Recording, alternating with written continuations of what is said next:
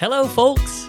Welcome back to the Redeemed Marriage Podcast. This is Rusty and Heather Bryant, and we're excited to kick off 2025 with you and encourage your marriage, help healing in your marriage, just show you a story of hope and a story of redemption. And that's what this podcast is really all about. Yeah. So I feel like that we have a lot we want to say today. A lot. I actually was sitting in church this morning, and I was thinking, oh my gosh, this podcast might last forever.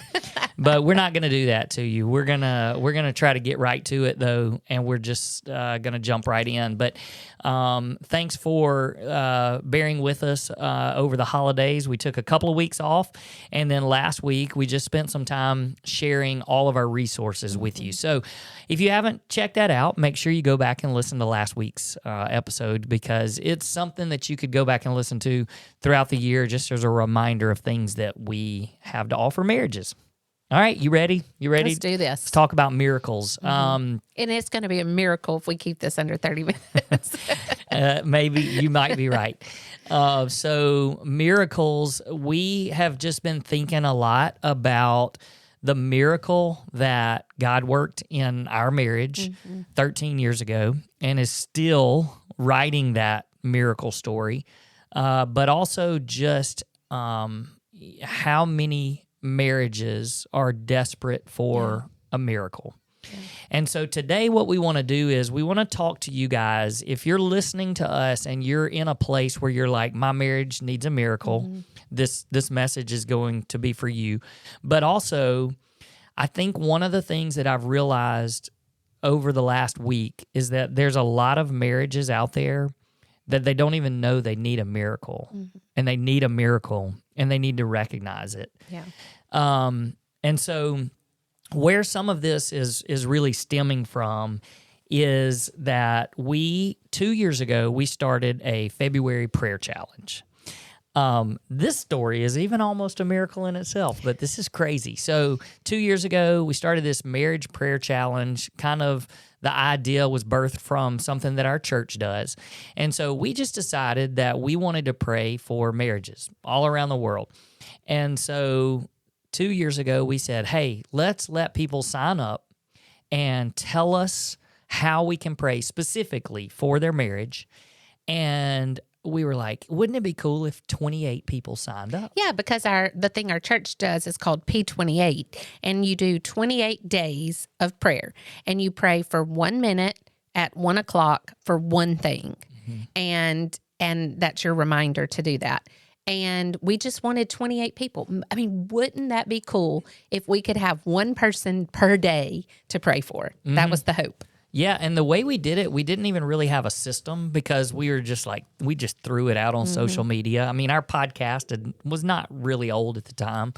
And so we threw it out on social media, and we're like, hey, can we pray for you? And all these people started chiming in, yeah, pray for me. And so we were like, wow, I mean, let's put them on a day. And so I think we just used our calendar and we put somebody's name on there. But all of a sudden, and we went all through 28, and then we had to go back and start adding, 2 people to February 1st. And so anyway, by the end, we were close to 100, but we weren't quite there. So the next year, we were like, hey, let's organize this thing. And, we almost had 100, so let's see what happens. So this was last year. So we set it up in our booking system where people could go in and they could basically sign up for a time slot. And we offered that, and by the end of February, we had prayed for, I think it was over 100, or right at 150 names. Right. And so the cool thing was that because we set it up into this system, we had an opportunity for people to actually share a specific. It wasn't just like, pray for hey, me. My name is John and Jane. Pray for my marriage. It was, this is what's going on. Can you pray for me? And right. Some would give really specific things, and some would just, pretty basic. But this year, we got it set up again.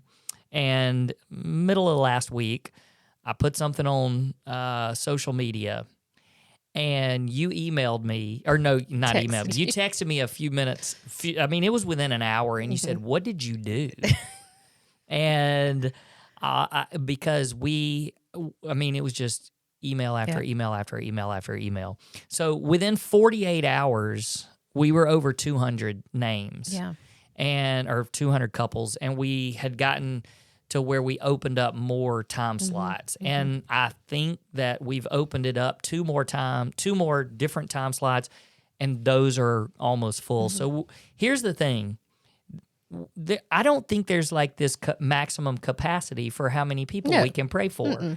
And it may not be that we're able to pray on the exact time that you put it down for, but it will be that day. It will be that day, yes. But here's the thing I want people to understand.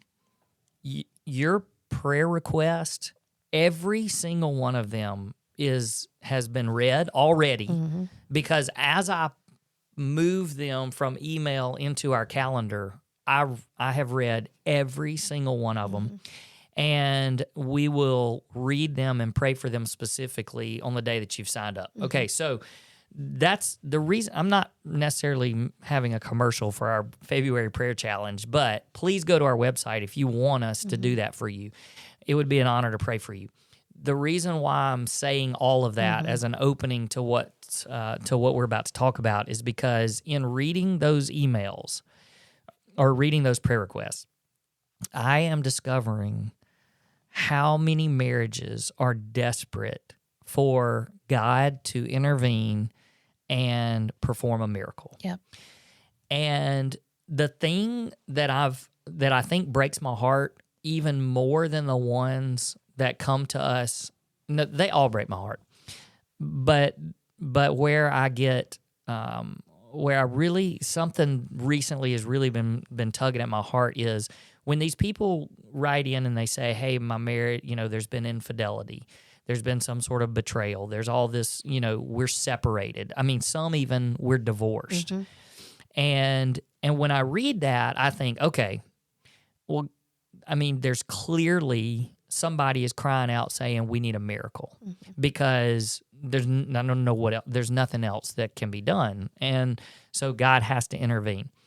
And there's a recognition when you're that desperate. There's a recognition of God needs to intervene.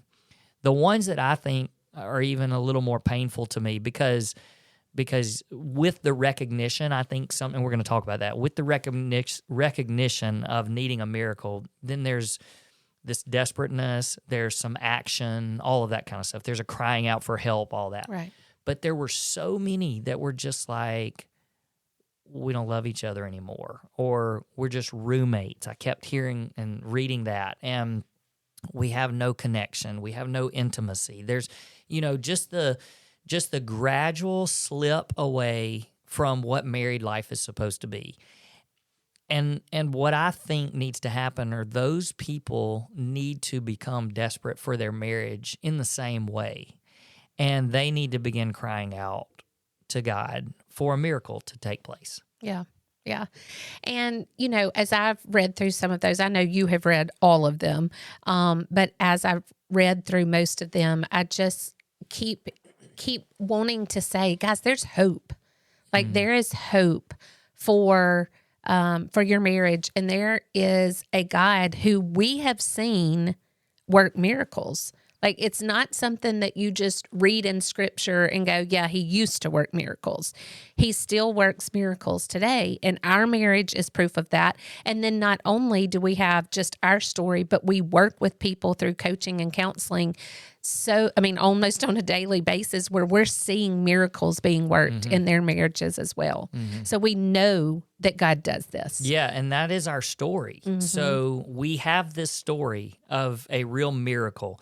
And we're going to talk a little bit about our story and just where we each began to cry out for a miracle when Heather confessed to infidelity a little over 13 years ago. So that's our story, and it's a messy story. Like it's a story that if you just read it, hear about it, everybody I think could acknowledge and say, yeah, God had to step in and perform a miracle.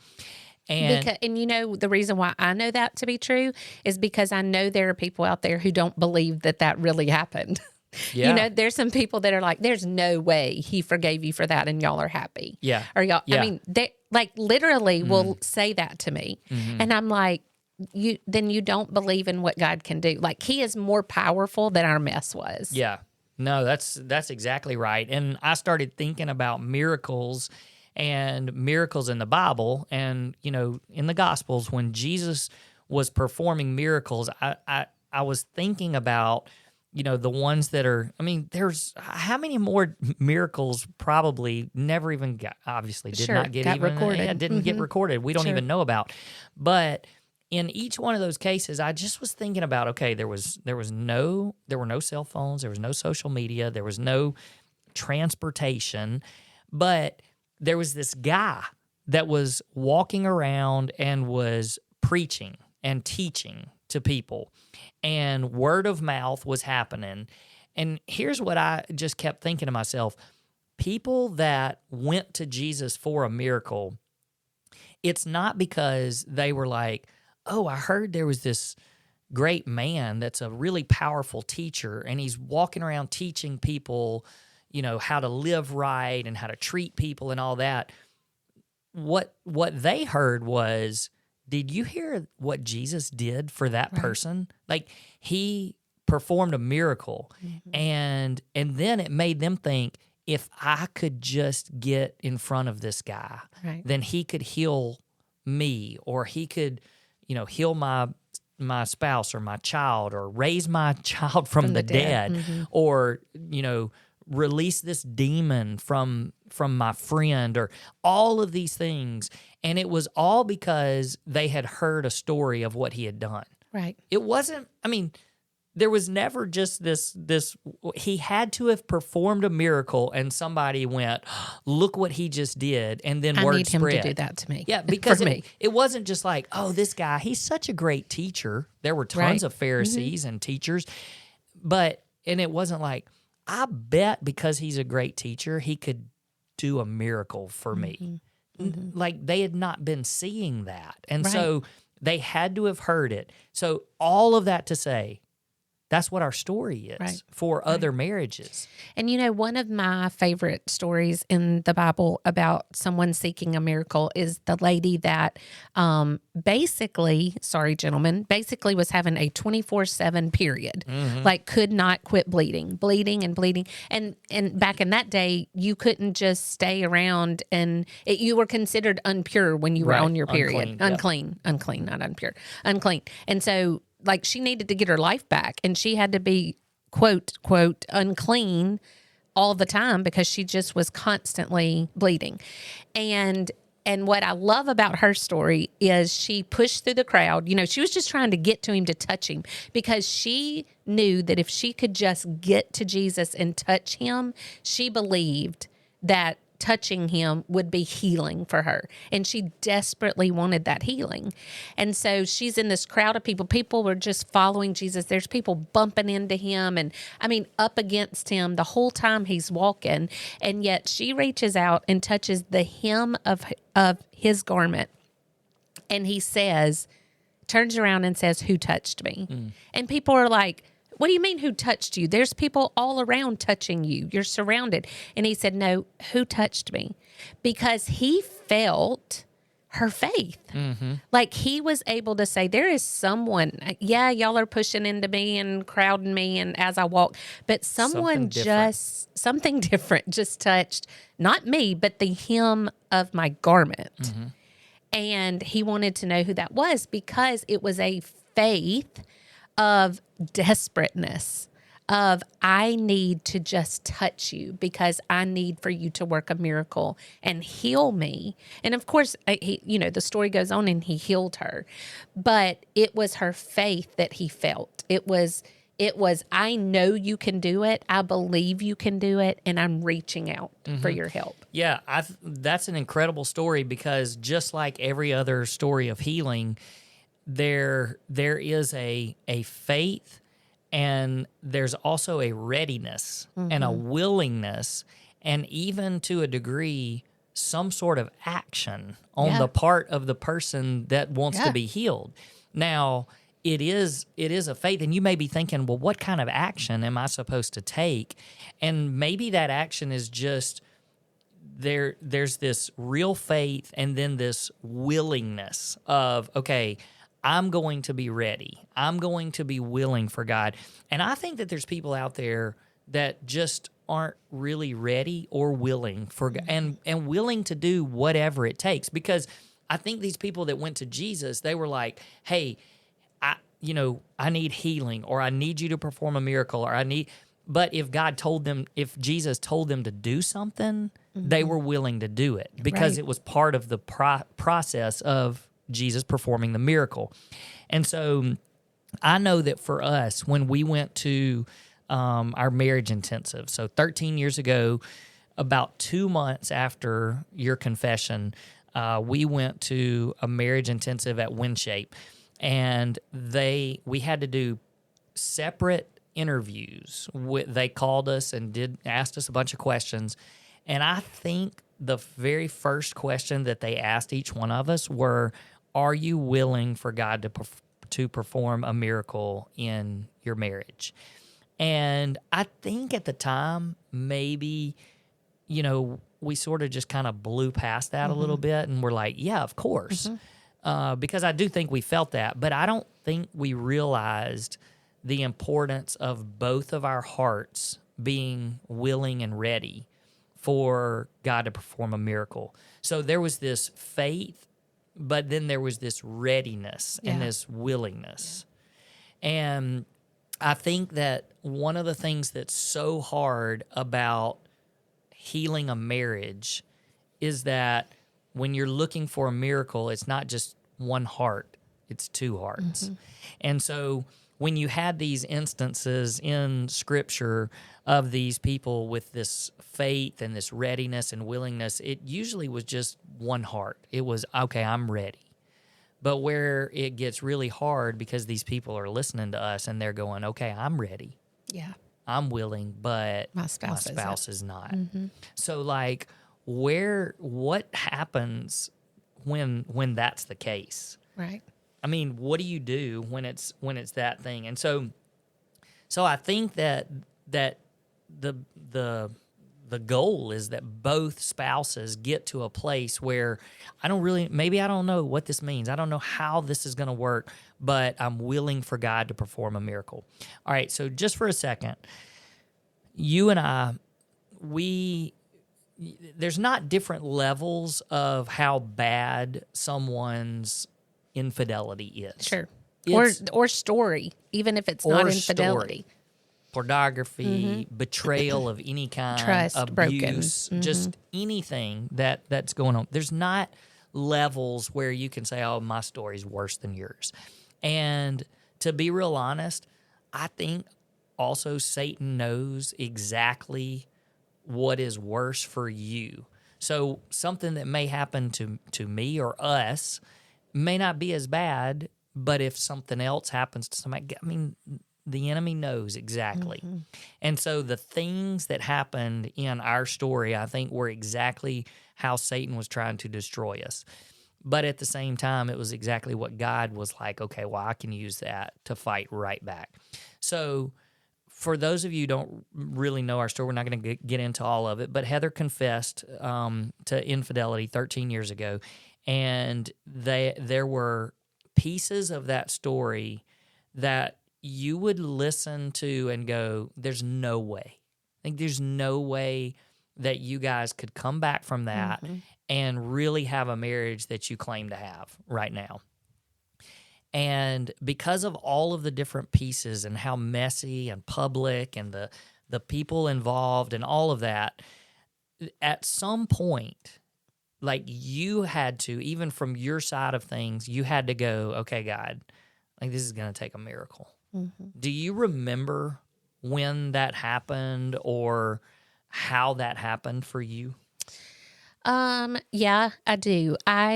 For me, it was even before I was broken into godly sorrow. I was still very much in the worldly sorrow of my reputation being ruined and the picture perfect family being ruined and my dad's role in the church being ruined. All of that. I was definitely still in that. And I was at my parents' house because you had asked me to go there and you weren't there with the boys. And my mom and dad and my sister were there and they were just crying with me. And I think I remember looking around and seeing their hurt as well and thinking, not only have I destroyed my family, I thought at that time, but I'm hurting so many other people because of my actions. And I thought about the families that had been touched and hurt because of my infidelity, like the other people in their families. And I remember my mom and dad and my sister were all crying around me. And I just thought, God's not big enough to fix this. I mean, there's no way that we're ever going to recover from this. My marriage, my family, friendships, relationships, like everywhere I looked, I saw destruction and I saw no way out of it. And I just remember thinking it's going to take more than a miracle. And remember thinking, because that's before my brokenness. Right. And I just remember thinking, is God big enough to perform a miracle this size? What I actually love about that is that you were not in a good place when you recognized the need for a miracle and when you said, I'm willing and ready for a miracle. And so the part that I don't want people to miss this. You don't have to be in the right place necessarily spiritually, Right. or to recognize That you need I need a miracle. miracle, and being willing for a miracle. Like you can be in a bad place, Yep. and still recognize that. For me, you confessed on a Tuesday, and I think almost immediately there was this kind of surface level, because of my foundation and spiritual background, there was this surface level, okay, we need a miracle. But there was also some of this, all right, I can have enough faith to work through this and we can make it happen. But 3 days later, lots more of the story and just more pain and hurt was kind of dumped onto it. And I think at that point, I was at a place where I was like you, this is like it's going to have to be even bigger than a miracle. Like what I know as a miracle of God, it's going to have to be bigger than that. This is too big. And so, but at the same time, like, okay, God, I mean, I'm willing, but this is all you. That's right. Like we can't do this. But don't you think that that's where he wanted us to get? Absolutely. Because if we could do it in our own strength, then it's not a miracle of his. Yep. If we can do it by ourselves, if I looked around and was like, okay, I got this. I'm going to help my parents. I'm going to help. Then there's no need for him. But both getting to a place, and as you know, unless you're new to our podcast, we don't really script these. We don't script these before we get on. And so even, I don't know that you've ever heard me say that's the point where I felt like I knew that I needed a miracle. And so just even without planning that and hearing that we were both to a point where we knew we couldn't do it. And saying, okay, and some of you may be listening and going, okay, I'm at the place where I need a miracle, but my spouse isn't there. And so but that's the perfect place to be. You saying, I can't break them. I can't make them and force them into wanting a miracle. It's too big for me. And so quit trying. Like you just have to beg of God. That's right. To break them and say, God, I need them to see the need for a miracle. I need them to realize that our marriage is in a place that needs a miracle and be able to say, I don't know what else to do. And I think that that's the perfect encouragement for the person that's listening, and they're going, okay, well, yeah, I am willing. I mean, I'm willing to the point where I've even sent these two strangers that I listened to their podcast, and I've sent them I've signed up for them to pray for me, and I have said, we're doomed. Pray for us. But my spouse is not there. I'm willing, but my spouse is not. So what do? Just what you said. You pray like crazy for your spouse and pray that they get to a point where they recognize we need a miracle, but I'm willing. I'm willing to watch God perform a miracle, and I'm willing to do whatever it takes. Right. Now, it's also one of those things where you got to get your eyes off of just your spouse. And my spouse isn't willing, and I'm willing, and I want to, because there is time, that's also your time for your growth. Right. And for you to say, all right, God, I'm willing, but what do you want me to do? Where's the action that you need from me? And, I think about even the man that Jesus performed the miracle and put the mud on his eyes so that he would, but there was he called on people to do things, to be able to say, well, I obeyed. And did he tell him to go down and wash it off? Yeah, but he did it and I might be getting different stories. I didn't look this up before, but I remember the story. That's what we get for winging it. Yeah, we're just winging it. Hey, somewhere in the Bible, there's something about putting some mud on the dude's eyes and his eyes got healed and all that. But no, he did. And I think he had to do it multiple times. Okay. And he just kept going, he's like, why am I doing this? But that's where you need to be. Right. If you're waiting on your spouse, pray for them. That's awesome. But in the meantime, you're asking God, okay, what do you want from me? That's right. Do I need to rub mud on my eyes? What am I doing? And you're not asking God. You're asking God to break your spouse and heal your spouse and work a miracle in your spouse, but you don't sit back and wait on your spouse to do something. That's right. I hear so many people say, I've asked my spouse to do this. If he would just do this, if he would just do that, if he would just order this book, if he would just read, if he would show some initiation, you don't have to wait on him or her to do those things. You do what God's calling you to do, and you take care of what he's asking you to do, and then leave your spouse in God's hands. Yep. Because you can't change them. Yeah. So the practical steps in this, no matter where you are in looking for a miracle, here we're just fixing to spell it out. This is what you do. So if you are in a desperate situation and God needs to perform a miracle, whether you recognize it or not, maybe you're in that camp of we're just roommates. No, we don't really need a miracle. We just need to work. But no, fight this thing and pray for this thing and have faith that God can perform a miracle, because you may not even know it, but you may need a miracle in your marriage. So you pray for your spouse, but let's turn that focus on ourselves and go, all right, God, where do I need to change? What is it that I do? The personal soul searching reflection, asking God, and ask God to reveal what is it that I need to do, and what do I need to change? And I can promise you that it will be something. If you're listening to this and you're thinking, yeah, I got it together. Yeah, it's good. all my spouse. You're missing it. Because God is always working on us, always refining us, always trying to make us look more like him. It is a constant battle. Every morning and God, what do you want to change in me? Reveal in me, show it. What do you want to change in me to make it better? So you haven't arrived. If you think you've arrived, you're missing it.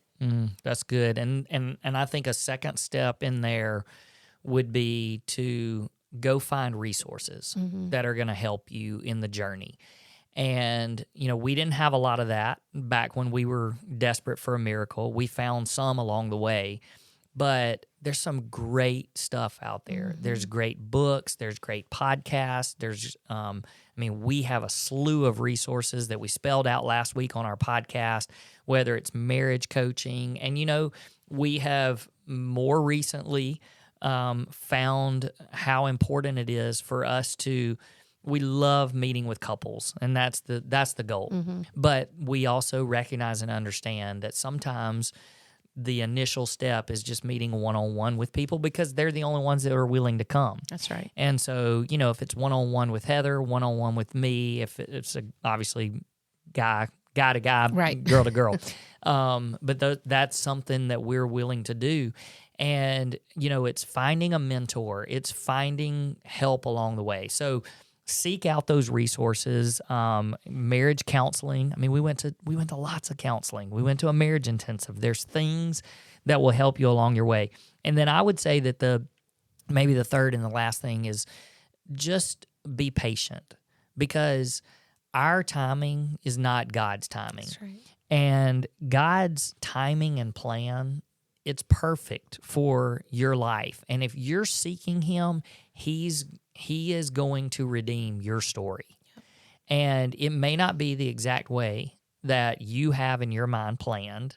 It might be. But or it might be better. It's almost guaranteed it's going to be better. But just being patient and allowing God the timing to work a miracle, because sometimes it's not instant. Most of the time it's not instant. And as I was reading stories of people saying, it's been 3 years, it's been 5 years, I've been waiting on my spouse to come around, and look, here's the thing. At some point, I know the question comes, when do I give up on this? Sure. And there's a reality in that, because, again, it's two hearts having to work. And when one never, ever, ever comes around, then, sometimes there's other steps that have to be taken. But that's where you bring in trusted counselors, biblical counselors, people that can help coach you through those times. But just the recognition of, my time is not God's time. I'm going to be patient. I'm going to allow God the opportunity to really come in and heal and do a miracle in our marriage. Okay, so we actually squeezed it all in a good amount of time. But here's what I want you guys to hear us say. There's hope for your marriage, and miracles still happen today. And as I read over 200 prayer requests this week, my heart was just crying out desperately for miracles to happen. And if God begins to perform a miracle in your marriage, let us know, because we want to hear more and more and more stories of how God has jumped in and intervened because of your faith and because you being willing and allowing God to work a miracle in your marriage. Yep. You done? I'm done. So we can shut her down now. So good. Hey, thanks for allowing us to spend about 30 minutes with you, and we don't take that time lightly, and we're glad that you tuned in. So next week, we'll be back. Until then, peace. Peace.